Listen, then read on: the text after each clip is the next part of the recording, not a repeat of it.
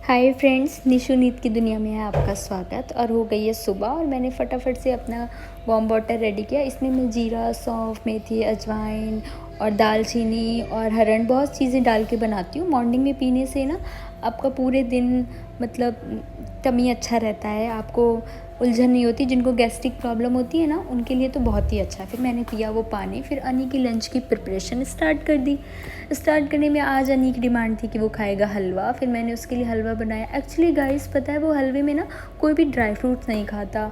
हलवा बनाते बनाते मुझे अपनी मम्मी के घर की याद आ रही थी कि मम्मी भी कैसे बचपन में ना सारी चीज़ें तैयार करके देती थी। फिर मैंने अलग से ड्राई फ्रूट सेपरेट किया और हलवा अनी को फटाफट से टिफ़िन रेडी किया।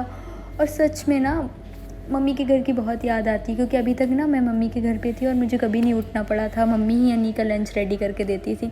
अब अर्ली मॉर्निंग सारी चीज़ें करनी पड़ती हैं। अनी का टिफ़िन रेडी किया, फिर अनी का बैग लगाया। अनी का बैग लगाकर मैं बैठी थी कि अनी आ गया और हंसने लगा ज़ोर से कि मम्मा मंडे है, आपने किस दिन का बैग लगा दिया है। फिर मैंने कहा ओह शिट, इतनी देर मैंने मेहनत फालतू में करी। फिर अनी ने कुछ हंसा और मेरी तरफ देख के बोला चलो ठीक है, अभी टाइम है, मैं खुद ही अपना बैग लगाता हूँ। फिर अनी ने हेल्प करी मेरे साथ अपना बैग लगाने में। फिर हम दोनों ने थोड़ी बातें की। हम दोनों ही अपनी नानी के घर को मिस कर रहे थे, मतलब मेरी मम्मी के घर को।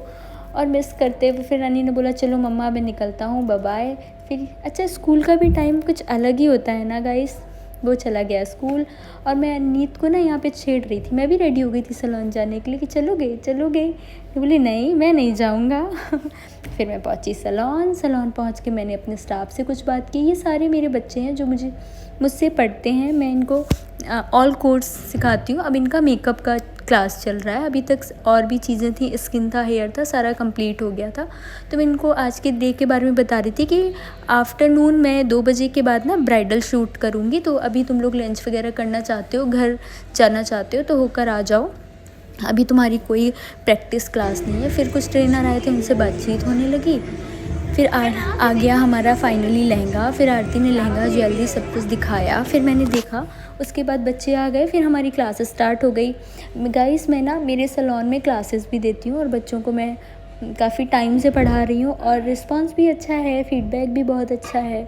तो बस सबको मैं उनके ही भाषा में समझाती हूँ, जिसको जिस भाषा में चीज़ें समझ आती हैं। बहुत इजी वे में भी पढ़ाती हूँ।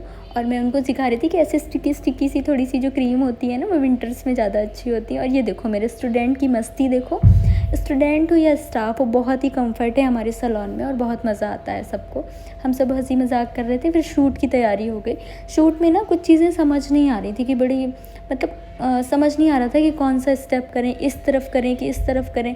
वही सारे बातचीत कर रहे थे एक दूसरे से और मैं इधर उधर से समझा रही थी कि ऐसा बैकग्राउंड लेते हैं या ऐसा शूट करते हैं, कुछ लाइट डिम कर देते हैं। फाइनली लुक तो मैं आपको बाद में दिखाऊंगी। फिर मैं पहुंची घर और मुक्कू ने बोला ये लो मम्मा ठंडा पानी, और पानी गिरा दिया। Oh shit.